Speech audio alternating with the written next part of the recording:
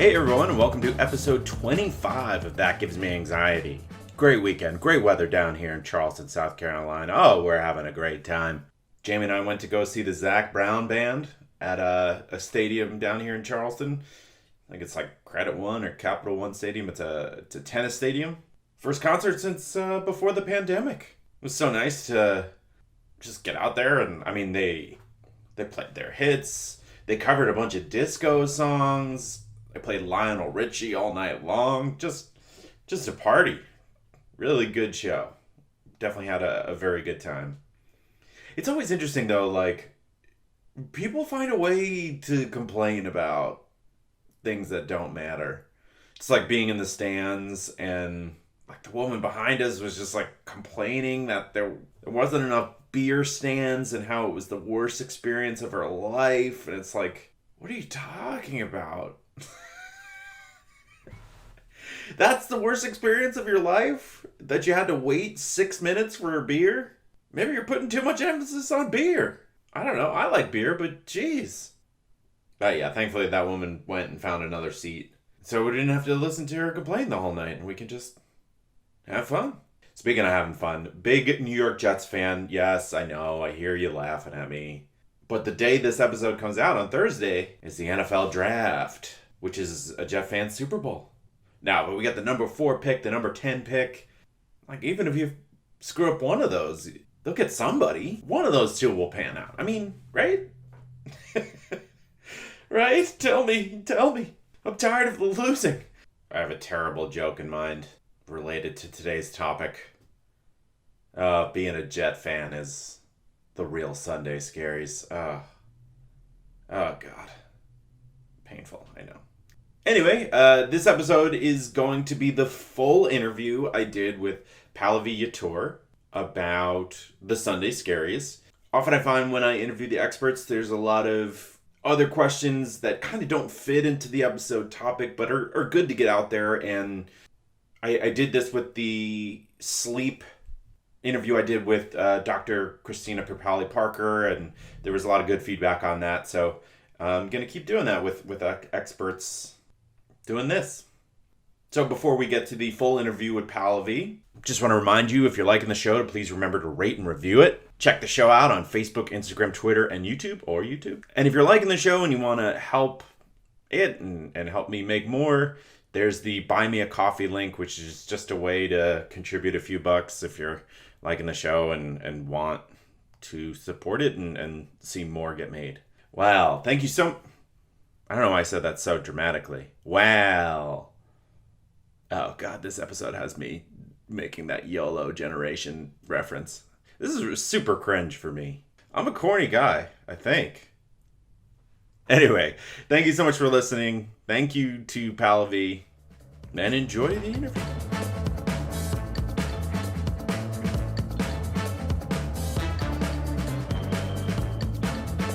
Joining me now on the podcast is Pallavi Yetur, who's a licensed therapist and also an emotional, how did you put it? It's an emotional fitness instructor at a company called Koa. I'm so interested in that, but I'm also so thankful for you being here and your time. Thank you so much. Thank you. I'm so happy to be here. Glad to chat about the Sunday Scaries. Oh my gosh. Yeah, I haven't read too much about the Sunday Scaries. I've certainly dealt with it going as far back as college. And so this is nice to put a little education into my brain and hopefully into the listeners that they can help themselves a bit. So yeah. Mm-hmm. It's nice for people to hear, myself included, that this is like a normal phenomenon that lots of people go through, and it has a name. Yeah, it is. I think that's a great point right off the bat, that a lot of times you may not even realize with anxiety until someone puts it back to you. It's like, oh, wow, that is stressful. It's like, you're right. You feel seen. Validation. Who'd have thought? Yeah. Well, why don't you start by introducing yourself a little bit and talking about what you study and what led you into becoming a therapist? Yeah. So I have been in this field for about 12 years now. I started in substance abuse, and so I got to see some of the very, very dysfunctional sides of that system. And then I got my master's in mental health counseling and started working in private practice and in clinic settings, seeing people individually for psychotherapy. So I've been doing that now on my own for, it's going to be 7 years next month. I work a lot with anxiety. Anxiety is pretty prevalent in terms of what people are bringing in. I would say that it's kind of underlying a lot of other issues as well. So that's a big, big topic. And I'm glad you do this podcast about it because it's worth talking about. And working a lot also with people, young millennials or people who are kind of in that quarter life crisis stage, figuring out themselves and individuating and finding structure and guidance, because I know that that is a tough part of life. Personally, I know that. So I really love working with people who are in that place because it can be hard to forget how to empower yourself. And then I also work as an emotional fitness instructor for COA. And what I do there is I facilitate live classes on things like self-awareness, resilience, communication. COA is essentially a gym for mental health. So it treats mental health with the same kind of proactive lens that we treat physical health, and we integrate it into our daily lives. And so we believe that mental health should look the same. And we do that with these live class offerings. There's also personalized therapy matching, which is huge. It's something that I wish I could have pointed a lot more people to before it existed. And then offering a sense of community, because as we've been saying, some of the most profound things that affect mental health are feeling like your experiences are shared, you're not alone with it. So that is what I do and what COA does. That's incredible. I've never heard of that. And it was a revelation for me I started doing yin yoga, which is similar in that the revelation being that assuming that all mental health takes place like in your mind, communication between body and mind was such a big change in my own personal one. So I'd love to take a class or check out what you guys are doing, because that sounds so interesting and very helpful. Yeah, we can definitely get that to happen. We'll talk about that. There are free Q&As that people can drop in on. We're doing these shorter, like 15-minute emotional push-ups to try to strengthen some mental and emotional traits the way we would with like a physical push-up. And then there's also the paid live classes. And I can offer you and your listeners a promo code at the end if we are interested. Yeah, that sounds great. Thank you very much for doing that. Yeah, no So problem. let's talk about the Sunday Scaries. I kind of just want to throw it to you. What's going on when we're experiencing the Sunday Scaries? This has been, I think, probably a thing for a lot of people for a long time, but without this kind of collective recognition of what it is. I think that it's coming to a lot of people's radars in just the past few years, certainly in the past couple of years with COVID and a lot of the work changes that have come out of that. So it is this phenomenon that you are just kind of overcome by this work dread or existential dread or anxiety in anticipation of your work week beginning on Monday. So usually it sets in on like a Sunday afternoon when you are realizing my weekend is over, my freedom is gone, and I'm about to go back into my weekly routine. So I think the term actually started not too long ago. It's like early 2000s it was first coined, but it was more in relating to, okay, I went through my whole work week and then spent all of Saturday getting drunk, and so now Sunday is like the hangover reflective, like what is my lifetime? But now I think it encompasses a lot more of a spectrum and a lot more flavors than that, where people are feeling different kinds of work anxiety, and certainly now in terms of like our capitalist system and through COVID work and working from home, burnout is really becoming the number one workplace injury. So I think that that also has a lot to do with it. But everybody is going to be feeling Sunday scaries for different reasons at different times. You mentioned college, I think earlier. I think I probably started feeling the Sunday scaries in like middle school, high school, right? Like when we're the weekend's over, we have to go back to school. So I think it's prevalent everywhere. Yeah, absolutely. I mean, I feel mine it, I've said my fiance Jamie and I will often say, "Oh yeah, we don't sleep well on Sundays." Like sort of this like expected. I mean, probably we're feeding into it a bit more, but I feel it. I'm making like claws with my fingers for people who can't see. It's like it just the whole body tenses up and your mind begins to race and you start to think about, I mean, it starts with one thing, that the concern about your work week starting, but then it's like you start thinking about every bad thing you've ever done or said or any awkward moment. So Yeah. it can become a wheel of just pain and anxiety. So yeah, it's like, where does this come from? Yeah, I mean, you're talking about a couple different things, the overthinking and the ruminating.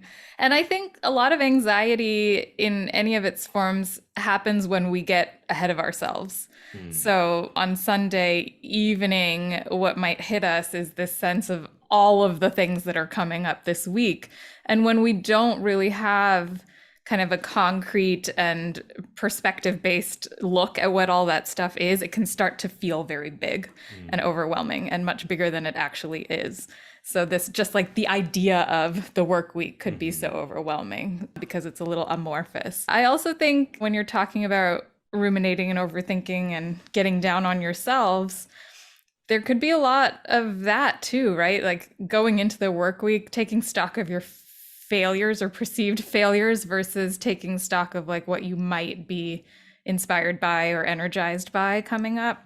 Hmm. So, yeah, as I said, I think a lot of people are going to have different experiences of this. But I think if there's any kind of ambivalence that anyone is feeling about their work lives or about the week to come, that could start to just churn up a really kind of vague sense of anxiety before we are able to tune in and really understand what that ambivalence is about. Oh, People, wow. maybe people don't like their jobs and Sunday hits them with this reality that they don't want to face about what does that mean, because so much is hinging on our jobs now, especially in this financial socioeconomic climate, right? That health insurance, like we don't have the freedom, or we don't feel we have the freedom to explore our ambivalences about work. That's a great point. And with a lot of people working from home, the lines are sort of blurred. So you can feel as though you're trapped in a Yep. cycle of work. Absolutely. And I think, I don't know about you, but I have certainly felt this. I've been hearing this a lot. This work from home life is blurring lines in terms of when people are shutting off too. So when I'm talking about burnout, I think people are getting way less time designated for non-work or for rest or for family or for any of the other things that we need to like round out our lives. So, I mean, I'm hearing a lot of people, because we're working from home, we might feel a little bit more flexibility to like throw in a load of laundry, but then we're making up that time in our evenings, or we're having to play catch up on Saturdays. So by the time we get to Sunday, it's like, wait, did I even have a weekend? Like Mm, that didn't feel restful at all. That didn't feel like a break at all. I was still in this house doing the same thing. right.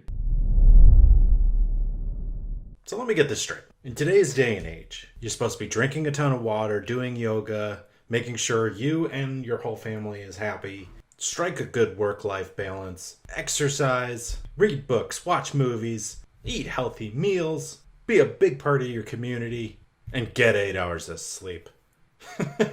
It's unrealistic. It's too much. Well, that's why there's Instacart to take a little bit off your plate or help put a little bit on your plate. Ah, I'm so sorry. Using Instacart, you search for all your favorite foods and items that you need from the grocery store, fresh produce, all your favorites, everything you want, and they deliver it to you. They go to the store and do your shopping for you. Just remove it from your to-do list, just with a few clicks. And you'll have your items delivered to your door in as fast as an hour. It's pretty quick. And through the link in the episode description, they're offering free delivery on your first order over $35. But you got to make sure you click the link in the description. That tells Instacart that this show sent you and it helps support the show. And you can also take advantage of the free delivery. So yeah, be nice to yourself. Give Instacart a shot. How important is it to kind of shift the brain away from work on a weekend? Yeah, I think there's a couple of arguments around this. I did read a study about people feeling less of this Sunday work dread or less anxiety around work when the weekend felt like a really clear, almost vacation like period Hmm. where there was a real clear delineation and an intentional use of that time. That doesn't mean go plan a trip every weekend, but certainly a shift away from a work Okay. mindset or an emotional workplace. Mhm. I think that the other thing, though, that might happen during the weekends is inertia. I don't know about you, but this is a big one for me that if I slow down and stop and allow myself to rest, it becomes really hard for me to pull myself back out of that Mm. state into a state of work. And so there's this other argument for letting the weekend kind of look like the same type of routine as your week so it feels less jarring. So these are the kinds of things, like there are different kinds of remedies. It's going to be trial and error. What works for you might not work for someone else. For me, I think, especially with this week between the holidays where a lot of things have slowed down, I'm realizing like, wow, I really needed this time. Like I Mhm. probably need a lot more downtime than I think I do. Yeah, absolutely. And allowing yourself to have that makes me think. I've often said, or not often, but occasionally I'll say when I finally do stop sprinting, I have podcasts and a full-time job, that once I let my guard down, I really feel a sense of exhaustion. Is there something to that psychologically? Yeah, I mean, that sounds a little burnouty. Yeah. Yeah, Yeah. like exhaustion, lack of motivation, these kinds of things that we tend to just sort of write off or say, like, oh, yeah, of course I'm exhausted. I'm just tired all the time. That doesn't have to be the case, right? That's not a normal, healthy state to be in. And I think a lot of that is because, I mean, even like, think about this. We've been in a global pandemic for 2 years. And I don't think that any of us has really let ourselves off the hook in terms Mm. of work. We have expected the same level of productivity from ourselves, if not more, and so have our employers. Yep. And this is a massive stressful event that we are all going through without really recognizing the toll that's going to take. So I think that a lot of people are coming to me with like, why can't I just get things done? Why am I having so much trouble doing this work? And I'm like, why wouldn't you? You're having to worry about this thing 24/7 on top of everything else that you're doing. So I think it does pay to really be aware of the stuff you have on your plate, what is taking a toll, and where are the areas that you can start to draw some boundaries so that you aren't at the end of your sprint feeling completely exhausted. Because ideally you would want to be balancing out your time with things that are really energizing and then things Mhm. that you just have to do because you have to do them. Right. Well, that is a great point. I lived in Brooklyn, ended up moving this spring. So I did a full year in Brooklyn in an apartment building with a lot of people during COVID. Hmm. And just like the stress of that, and the responsibility I felt towards my neighbors, if, even taking the garbage out, I was concerned, and like that really did weigh on me. So to the point where going to the grocery store, taking out the car, like these normal everyday activities that you take for granted. And it took me until I moved out of that setting to fully be able to appreciate that. Yeah. I mean, as it is, because I also lived in New York for a while, as it is, living in that kind of setting can be more difficult than living in other kinds of settings. And then on top of that, yeah, every single thing that we're doing, we're having to think twice or thrice about because of these new precautions. Like if I'm checking for my phone, wallet, keys, MetroCard, now I'm also checking for my mask and my hand sanitizer, right? Yeah. There's just more stuff that we've been having to hold and think about and be cautious of. And that is a lot. Yeah, you're saying that taking out the garbage is all of a sudden like a very fraught Hmm. task. Right. If I have COVID and I'm coughing or something, will somebody get sick, and could they die? Right. It's that's a heavy thing to contend with. Hmm. I'm curious about the Sunday Scaries. I'm not drawing this from anyone, but I feel like like an older person from another generation could see the Sunday Scaries as a YOLO generation thing that we've invented. Do you think this is something that's been around for a while and just hasn't had a name, as you said, or is this a product of sort of the modern environment that we find ourselves? I think that it does feel like a newer a newer phenomenon only because I think our relationships to work has changed. Maybe older generations kind of had a different mentality around work. I think certainly the YOLO generations or the millennial generation, because that's the one I'm in. How and old did I just sound just saying that? The YOLO generation. I felt it come out of me. I don't know which generation exactly is a YOLO generation, but I understand what you mean. I I've think had older people refer to my age and younger as the YOLO generation. So maybe it's just that's one person. hilarious. Yeah, it's ridiculous. Yes. I've only heard about people referring to our generation as entitled, which is its own problem. Oh, nothing. But that's I think related to your question too, because I think a lot of us do feel like we want more from our work lives than maybe our parents got. There was a sort of utility to work, and now we're looking for work in terms of meaning and purpose.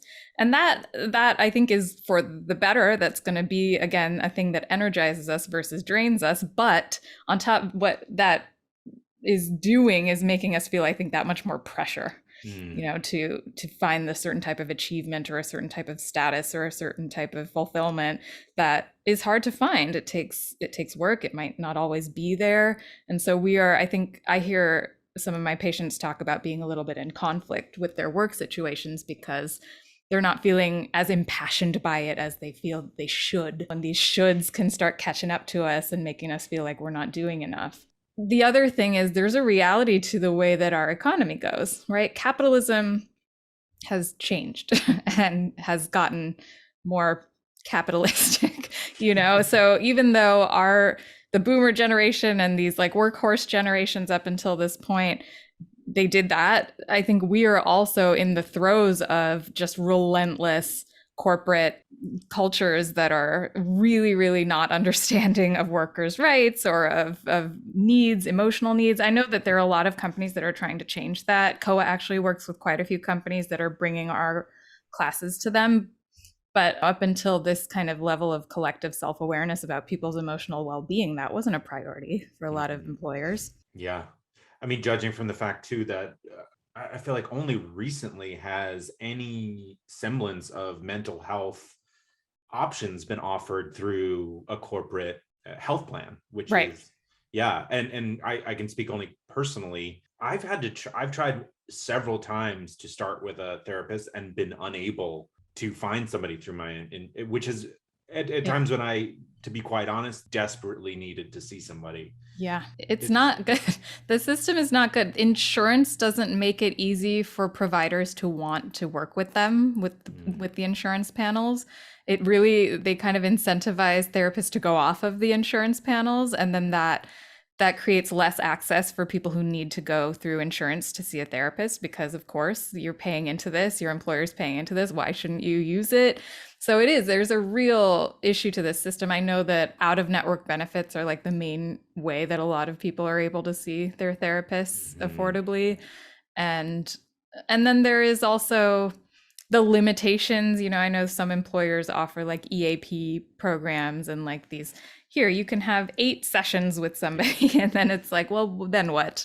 So it's a very flawed system in terms of access and affordability. And therapists are also holding a lot of a big load when they work. So we got to get paid.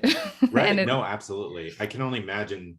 I mean, the emotional output of interviewing people for this podcast and for my other podcast, and that's only 30 minutes to an hour. I can only imagine if that's your full-time job, the emotional intelligence and the exhaustion that you must exert. I mean, think about that, Patrick. You are doing this podcast and then you're getting 2 minutes to yourself and feeling exhausted. And like, no wonder you are having to hold a lot of stuff. And yeah, it's true. Therapists, that's kind of the occupational hazard, I guess, of this work, is that it can take its toll. But I think any job is going to have its own very specific toll that people need to evaluate when it comes time to think about how much downtime do I need, what kind of boundaries do I have to draw, and how can I prevent myself from feeling either the Sunday Scaries or getting completely burnt out. Look who we got here. It's our friends at My Software Tutor. Can Excel be my friend? Many people have wondered this for years. The answer is yes, it can. Excel doesn't have to be like the friend that your mom makes you hang out with in elementary school. It's weird. It's always stuff with boogers, right? What's wrong? What's up? Why is that kid always eating boogers? Their house always had the best snacks, too. And there he is. Boogers. Well, Excel doesn't have to be like that weird kid. Unless you were that weird kid. Were you? Be honest. You know. I'm not actually asking. I can't hear your response, but you know. And it's okay if you were. You know, just take it easy with the boogers. Just talking about boogers to get ad read. Don't worry. They didn't write that part. That was an improvisation. My software tutor offers 3 levels of real-time Zoom-based courses with a live instructor. They deliver practical, functional business skills in a friendly and supportive environment. It can be daunting, right? You need that supporting environment to learn Excel. There's no stupid questions. It could be really difficult. And as we know, when we talk about it on this podcast all the time, it could be really daunting to learn something new and put yourself out there. So think of this as like a kindergarten for learning something new and helping your job prospects. Or be better at the job you already have. Get that raise, get that whatever, take pictures of it for Instagram. Yeah, that'll be cool. Keeping it as vague as possible so that you can input your own. Just making a mad lib of your own desires. These courses will increase your marketability, whether you're an employee, job seeker, consultant, or contractor. Register at mysoftwaretutor.com and use the promo code POD20 to save 20% off all registrations. Thank you so much to My Software Tutor. Yeah, guys, take advantage of that 20% off and confidently list Excel on your resume. There's this debate now you hear in the service industry, people can't hire people. But then on the other end, I feel like the story that's less said, and I was listening to The Daily. I don't know if this is something you listen to, but they were interviewing a lot of people who were talking about the mental exhaustion of working in these jobs and how they've taken the time off has allowed them to take stock and they don't want to go back there. Yeah, I know. I'm hearing that too, like employers, like nobody wants to work, and then employees saying, I'm not going back to those conditions. Right. It's not sustainable. I'm realizing that my health suffered and I wasn't getting the breaks that I needed. I wasn't getting the pay that felt commensurate or fair or sustainable. And I'm prioritizing different things in terms of my own life. Mm-hmm. So that is what I mean in terms of, I guess, the capitalist system. How can we make adjustments socially so that a work becomes sustainable for everybody and we can fill the positions that need filling, and we can also make sure that people's mental health is being taken care of, because work is such a huge part of everyone's lives. Mm-hmm. And I think there's been a lot of neglect for self in service of work. Yeah, absolutely. But hopefully these conversations can help raise awareness and help people. At least that's my hope. And of course, your hope as well. Yeah, I mean, that's something I definitely noticed coming out of the pandemic. I mean, this was probably one of the busiest times for me, as you could probably imagine, as a therapist, because people were coming forward and realizing, like, I haven't been okay. And this is maybe the first time that I've allowed myself to really sit and feel that and think about that. And so I'm going to address it. And so I think collectively, because we're all going through this very traumatic thing in different ways on different levels, we're all, I think, sharing more and more in the reality that, like, oh, wow, this is a real issue that we are all in together. There is, no one's really exempt from having mood stuff or anxiety stuff. Like, everybody is somewhere on that spectrum. So I think that has been one thing about the pandemic that I hope changes things moving forward, which is that we've all had to feel what this is like and to really grapple with what it means for our mental health.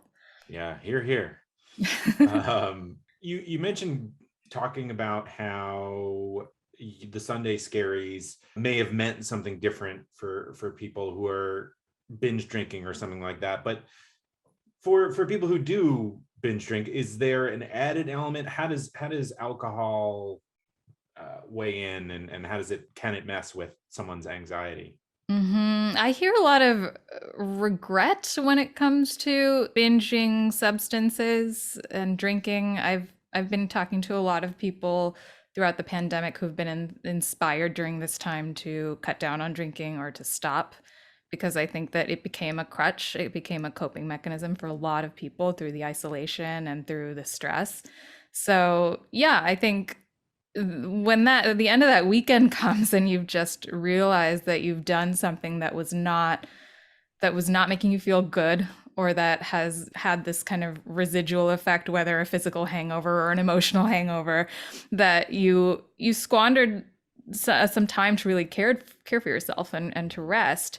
That I think between that or any other kind of self-destructive stuff that comes with drinking or substance use, people feel very regretful. They beat themselves up. There's guilt. And then that kind of stuff leads to further cycles of self-punishment, which might look like doing it more or working yourself too hard as some way to compensate for that guilt, right? So, like getting yourself into a worse, deeper position in this cycle because you're trying to make up for this mistake that you think you've made.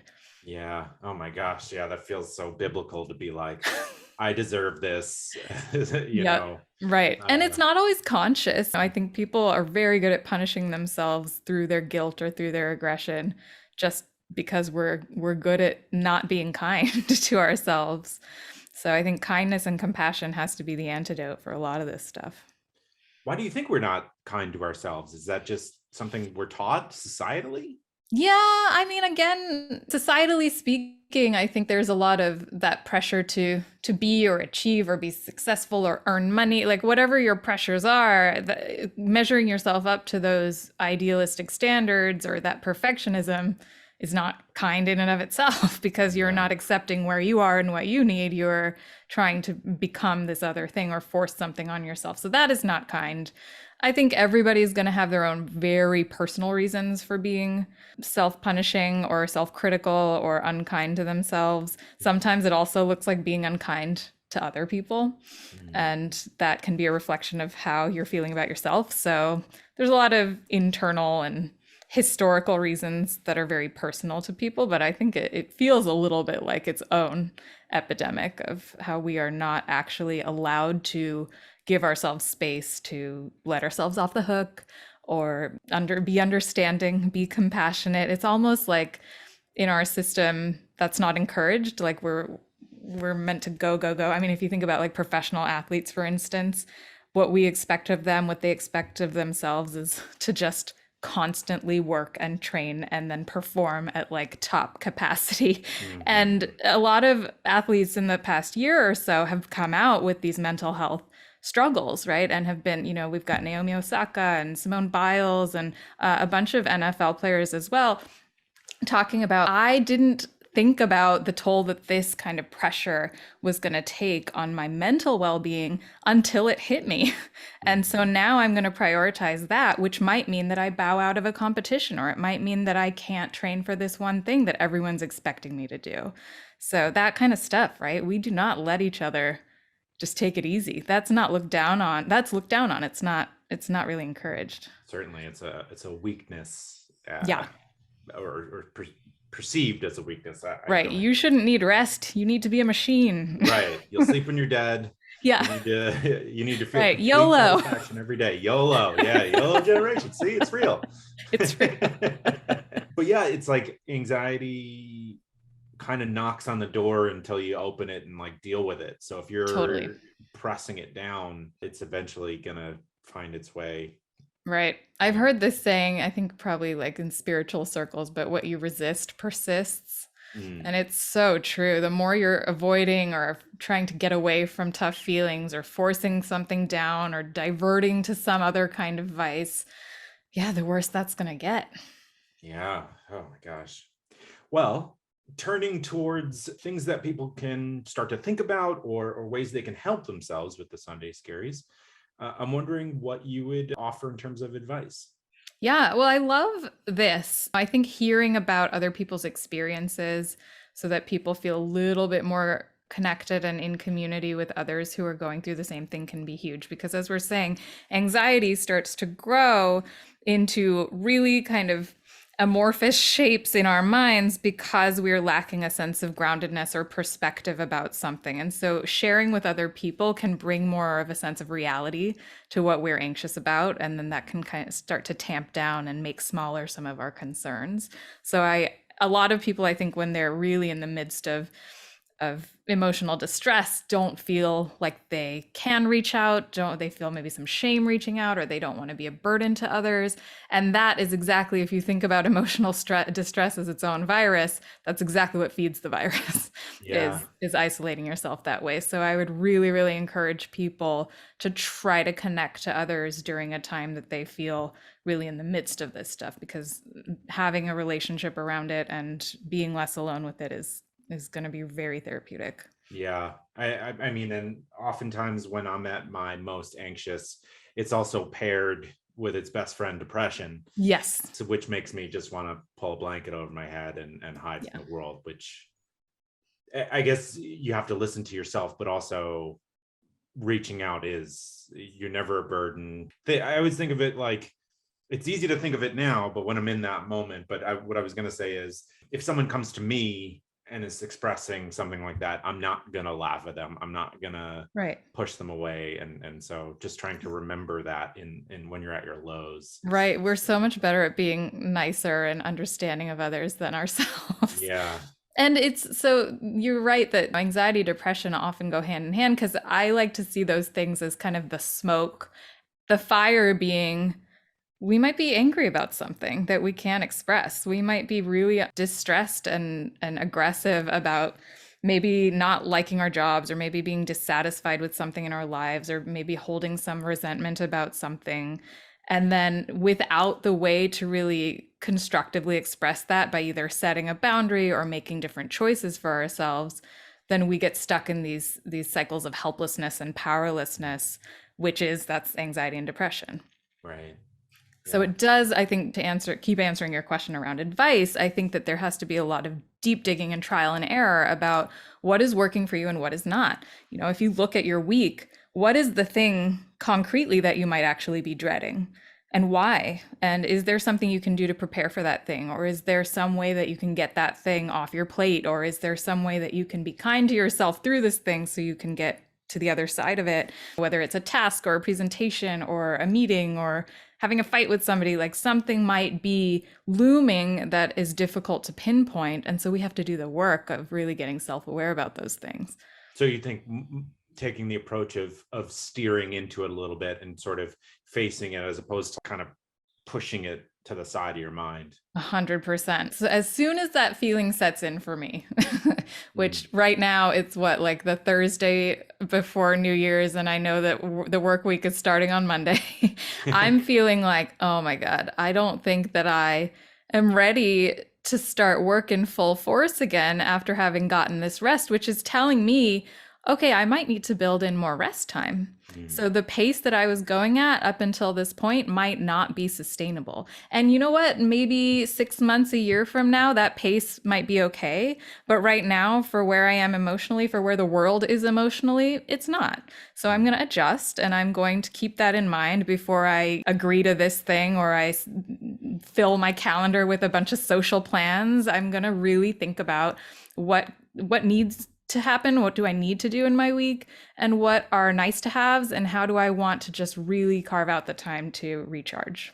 That's a great idea, to delineate some things as nice to have. I would do this if I'm If feeling I have up the to energy. it. Yeah. Yeah. Okay. Yeah. That's great. But are there other small ways throughout your week? Seems like I was negating everything you're saying, and that was not my intention at all. Yes, and. Yes, exactly. The old improv. Yeah. All right, you've got an event coming up. You know you got to send a card. So you get the card. It's looking good. You chose a good one. You grab a pen. You grab a beverage of some kind. Alcoholic, ginger ale. I've been big on the ginger ale lately. Even the diet. Am I just old? Maybe I'm just old. But you get all that. You sit down. And then your mind is blank. You don't know what to say. It can be daunting. There's a lot of pressure. You gotta fit it in a certain area and gotta look nice. Go easy on yourself. There's someone here to help you. Introducing the Cardist Studio. With so many birthdays and occasions, there's no time to shop for cards, write the cards, and buy the stamps. It's too many steps. So many chances for anxiety. Now you can do it all right where you sit. That's the best. That's the best. Because the Cardist Studio does it for you. They write it down for you. Introducing a writing specialist for the message inside your greeting cards. Don't get those canned responses. Have someone write something truly heartfelt. By the way, this is my friend Mary Alice who runs this company. She's very good. She sent me one of these. Whew. I know I said that in a joking tone, but I mean it. It was very thoughtful. And she sent me one after my grandfather passed away. It means a lot. I still have the card. I mean, that shows you all you need to know. All right, here's how it works. All you do is pick the card and tell why you're sending it. No more errands. No more anxiety. For a message from your heart, but not your hands. It's okay. You still mean it. Sit back and just enjoy your relationships. Wouldn't that be nice? TheCardistStudio.com. Thoughtful. Just got easy. And you can use the promo code ANXIETYPOD for 10% off all orders. All right, friends, get out there and send those greeting cards from the Cardist Studio. Are there small ways you can build in little breaks throughout your day? Yeah. Do you have any ideas like that? Yeah, that's a great idea. I would say for people who are experiencing this, particularly around work, look at your calendar.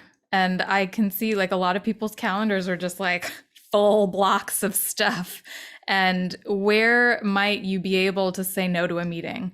Or where might you be able to put in a lunch break where there's something else there? And being careful also to recognize that when you take a break, is that then time that is going to bleed into your other personal time? Because I know that's a trap that I get stuck in. So really carving out, okay, here's the time that I feel the most productive and that I feel like I can really sit down and get some work done. Here's the time that I feel like I can engage in a meeting. Sometimes we don't have those choices. We have to be in the meetings. So knowing that, what do I need before and after the meeting to make sure that I feel like I've gotten to be my best self in that meeting and that it didn't take everything out of me. So it is, I think, going to be very difficult for people because we are using work as its own crutch, right? Workaholism is a thing. Expecting a lot of ourselves or feeling like our employer expects so much of us, so I'm not allowed to say no to things. We have to really, really challenge that and maybe have those tough conversations at work around like, hey, I am going to just need this hour to myself or this hour to take a lunch a few times a week or maybe every day, like whatever it is. Pinpointing those places where you need the gaps in your schedule. This also could be, as I'm talking about trial and error, going through your week and tuning in with yourself. Okay, at 2 p.m. every day, I feel like I can't do anything. I feel exhausted. I always have that afternoon slump. So maybe that's not a time that you ask a lot of yourself. Yeah, that's a great idea. Yeah. I love that. Let's say the worst has happened. Someone is experiencing Sunday Scaries as worst as they've ever experienced. Is there any way to sort of alleviate some of that and kind of, especially with the goal in mind of improving sleep? Yeah. So you were talking about yin yoga before. And so I want to talk about breathing because a lot of people are like, deep breath. That's such stupid advice. Feels like the kind of thing that you read on like your Dove chocolate wrapper or whatever. But yeah, I think that there's science behind this. So when your anxiety is really kicking up, that's something going on in your nervous system, and we are not breathing usually during those times. Our breaths tend to be shallow, so we are not doing a good job in those moments of getting ourselves out of that state of fight or flight. And so the best thing to do first, if you're in the throes of this feeling and you can't get out of it enough to start looking at, okay, what's my next step, is to breathe through that discomfort. So rather than trying to run away, just kind of sit in it and take very, very deep breaths and try to ground yourself in, where am I right now? What is this moment physically for me? What am I feeling? You were talking about the mind-body connection. A lot of our anxiety is getting felt in our bodies too. I mean, people with muscle tension, migraines, digestive issues, that's anxiety. Yeah, clenching, skin rashes. Like I've been through a lot of that stuff. And so there is a connection, which means that the body also has a hand in helping you through that anxiety. So deepening your breaths and slowing yourself down can switch you into your parasympathetic nervous system so that you're not in fight or flight. And then you can start to decide, okay, what can I do here? Because that is one thing that happens when we start spiraling in our anxiety is we forget our agency. We forget what power we have. We forget the choices that we have at our disposal. And so I think slowing ourselves down enough to remember, I don't have to, I'm going to step Z. I'm on step A. Let me not think about step Z. Let me just think about what I can do right now with step A. That's great. And how does that breathing kind of look like? Is it like a in through the nose for 3 seconds and then out through the mouth, or is it something different? Yeah, I don't have like a super subscribed way of doing that, but the distinction I want to draw is, are you breathing from your diaphragm, from your belly, or Mm, is it shallow up here in your chest and shoulders? So mm, usually shallow anxiety breaths is going to be like, and yeah, then a deep belly breath is really going to slow you down because it takes some effort to engage those muscles. And so you have to bring yourself into that place. And so, yeah, the longer I've heard the square, right? 4 counts in, hold for 4, 4 counts out, hold for 4. Or if you don't want to hold, if that kicks it up more, you can just do continuous 4 in, 4 out and really let it be down here in the belly, in the diaphragm, and engage that muscle. Feel your back expand, right? So much of our muscle tension can also be from not breathing down here. It can be from holding everything up here. So there's some in the moment immediate physical things that you can do to engage more of your body rather than everything being up here. that's great. And honestly, as you were describing that, I shifted my breath from here down through my diaphragm. Isn't that funny? I feel like if we set random timers on our phones for like every 38 minutes or whatever, we could probably notice that we are not breathing down here, Yeah. we're up here. And so it's really just about mindfulness. I had no idea I was even doing it until Hmm. you started mentioning it, and it made me take stock of how I was holding my body. And yeah, same thing with drinking water, Yeah. Oh, I know. I know. That's a hard one. And even, we're talking about COVID so much, and COVID is affecting people's lungs. And we're not used to remembering we have these full lungs that run almost the length of our whole torso. We're not using them. We're just using the top part. Yeah. So we got to Fill 'em use up. them. Fill them up. Well, I've really enjoyed this conversation. Is there anything I'm missing related to the Sunday Scaries? You think there's anything else that we should talk about? I really just want to encourage people to give themselves the space to accept and question what really might be going on for them. Mhm. There's probably some real realities to the fact that people are feeling anxious about Sunday evenings or whenever it is that the anxiety kicks in. Is it an ambivalence about work?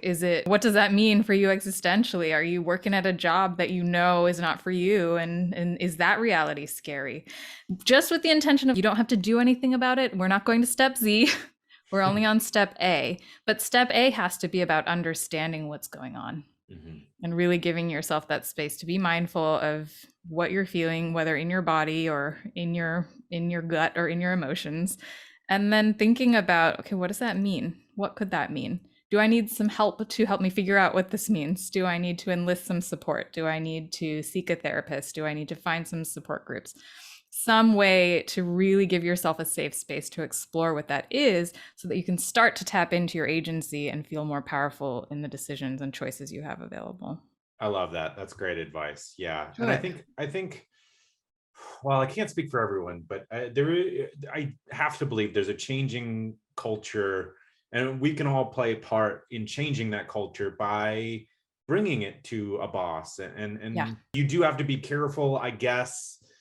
Not everyone is going to be receptive, but my hope is that eventually these conversations do lead to that. I know in my I own agree. experience, I have brought mental health issues to my boss and found him to be surprisingly open, and it was really great to have that Hmm. conversation. So I think going for it is probably good advice. I agree. And boundary setting conversations are difficult because I think people feel like they need to be amenable to everything. They need to be agreeable. Otherwise, people won't like them, or people will think they're not good at their jobs, or they're not they're expendable. So all of those fears have to be challenged, because that's what I was talking about before, is the pressure that we're putting on ourselves to be something. So the Mhm. boundary setting conversations are going to be really, really important. And you were making a great point that employers who care about their employees' well-being are going to hear that, because that also affects productivity, right? That's not going to be good for them either. And in my experience, the employers who were not receptive to conversations around whatever I might have been struggling with, or who couldn't provide support, were not places that I was able to stay at for very long. Yep.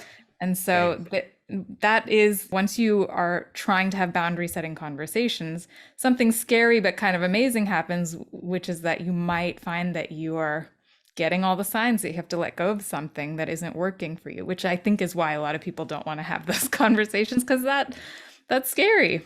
Yeah. Like asking a bad boyfriend or girlfriend or whatever, you know the answer in your gut. Exactly. You Or like probably, drawing a line with a family member or a friend, like you feel like this person is probably going to disappoint me. And so you're protecting yourself and them from that reality, and then not doing it, and then you're stuck in a relationship that sucks. yeah, that's unfortunate. Yeah. Well, how can people find you? How can people work with you if they'd like to? Yeah, I have a website, so you can find me at pallaviyetur.com. There's some writing on there. There's also a link to my therapy site on there. Find me on Instagram. I post some stuff that I sometimes will also do for COA, just some mental health related stuff. So just Pallavi Yetur on Instagram and Twitter. And then joincoa.com or at joincoa on Instagram. Some great resources there, as I mentioned, some live free Q&As. I do some of them, so the other instructor team does it, and it's such a wonderful team of licensed therapists and clinicians. So really, really good information there. So keep a lookout for those. And COA is offering your listeners 25% off of our class series. Use the promo code anxiety if you are interested in signing up for any of COA's classes. They offer 8-week series to go through the 7 traits of emotional fitness, where you're with one group for the whole 8 weeks. There's also shorter, like, class packs of 2 or 3 classes. Each class is about 75-80 minutes, and you are just with a group of people talking about a mental health or emotional concept and really working through it with your own examples. So I really like it. I think it's a great way to seek additional support outside of therapy, and to really, for people who haven't been in therapy yet, like, get your feet wet in Mm. terms of doing some of this work. Yeah. Thank you so much for offering that promo code. That Yeah, sounds wonderful. I thank COA for it too. It's cool of them to give it, and it's a really, really cool program that people really love. So, and you can use it the way, whatever way you need to use it. There's kind of no one size fits all. I love that. Yeah, well, this has been an absolute pleasure speaking with you. I think we touched a lot of important subjects here, and so yeah, thank you so much for your time.